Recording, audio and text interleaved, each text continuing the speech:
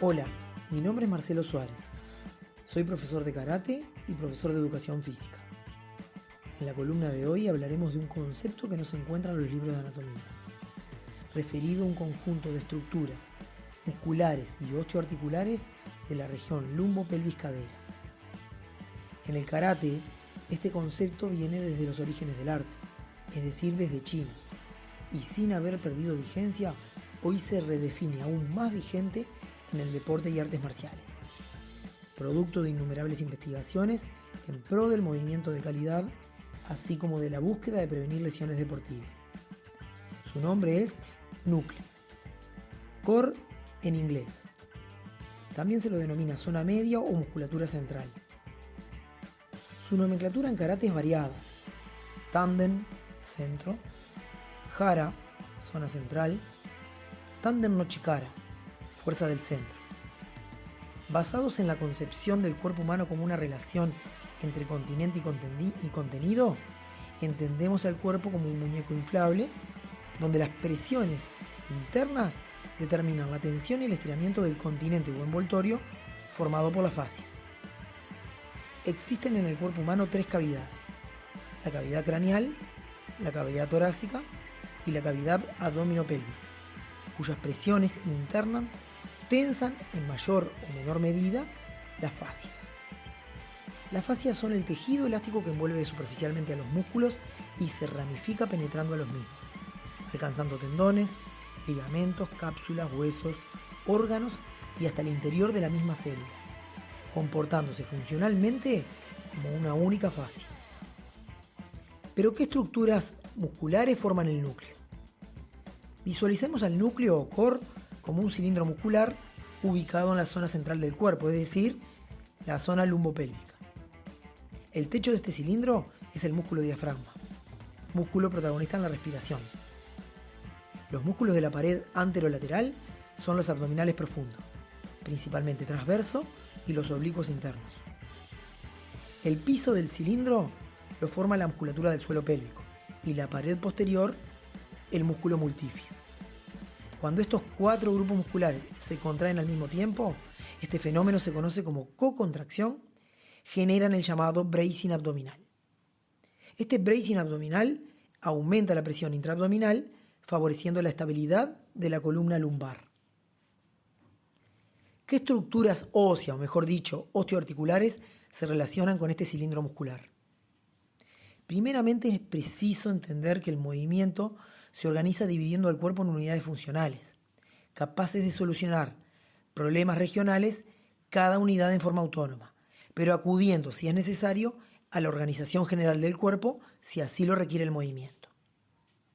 Estas unidades funcionales son los miembros inferiores, el tronco, la cabeza y el cuello, y los miembros superiores.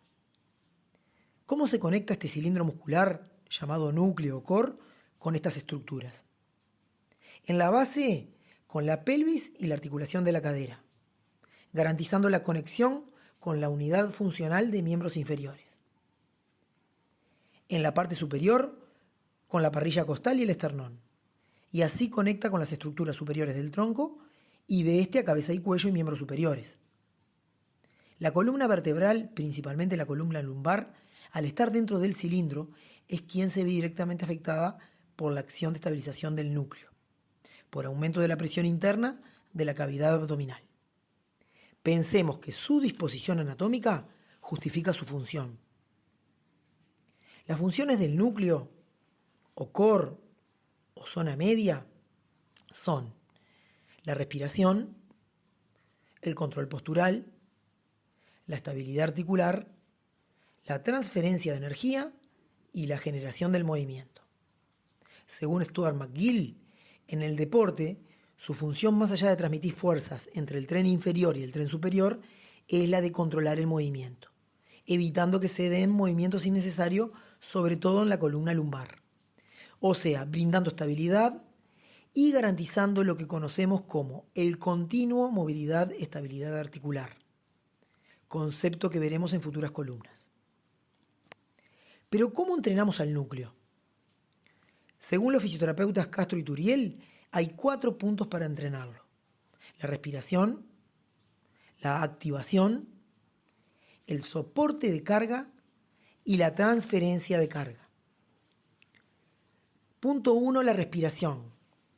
Es un tema muy extenso en karate, que no trataremos en esta columna, pero sí recordar el papel que el diafragma tiene como techo de este cilindro muscular, que al descender aumenta la presión de la cavidad que está por debajo, es decir, la cavidad abdominal. Punto 2, la activación. Esta engloba la antiextensión, la antiflexión lateral y la antirrotación de la columna vertebral. La activación son los famosos antimovimientos, es decir, los trabajos que pretenden que el core se active controlando esos movimientos de la columna lumbar y así generar estabilidad central tan necesaria para los movimientos que busquen desarrollar fuerza. El punto 3 es el soporte de carga. Estos son trabajos que al sostener una o varias cargas, tanto quieto como en movimiento, es el núcleo quien regula la respuesta corporal para que no existan tensiones compensatorias. Es decir, inclinaciones, balanceos desajustados. El punto 4, o transferencia de carga, se logra usando al núcleo o core como pilar estable para generar el movimiento. Repasamos. Para entrenar al core, respiración, los antimovimientos, soporte de carga y transferencia de carga. Finalmente decir que como todo planteo en el mundo de la educación física aplicada al rendimiento, requiere procesos lógicos de transferencia. ¿Transferencia a qué? Al gesto específico del karate. Dicho en otras palabras, un core o núcleo bien entrenado en su función estabilizadora será realmente funcional, por ejemplo, a la lucha, si planteamos ejercitaciones que lo eduquen a estabilizar cuando la situación de la lucha lo requiera. Es increíble cómo planteos antiguos como los que presenta el Hojo Undo del karate de Okinawa se corresponden con los planteos del deporte moderno. Anatomía y función son conceptos inseparables para comprender esta visión del cuerpo y el movimiento, algo que concuerda perfectamente con la coherente intención de entender al karate como una disciplina funcional.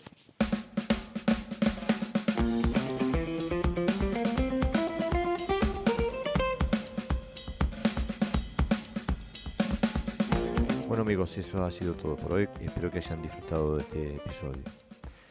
Les cuento que emitimos en vivo todos los sábados a las 23 horas por la página de Facebook de Podcast Dojo y el audio lo publicamos el domingo. Si tienes ganas de participar, es muy bienvenido a dejar tus comentarios en vivo en la página de Podcast Dojo y los leeremos y los comentaremos en vivo todos los sábados a las 23 horas. Como siempre nos puedes escuchar en las plataformas de podcast, así como iTunes o Spotify o Google Podcast, etcétera, etcétera. Y también nos puedes escuchar en la página de mocuso.ar. Sin más, nos vemos la próxima semana.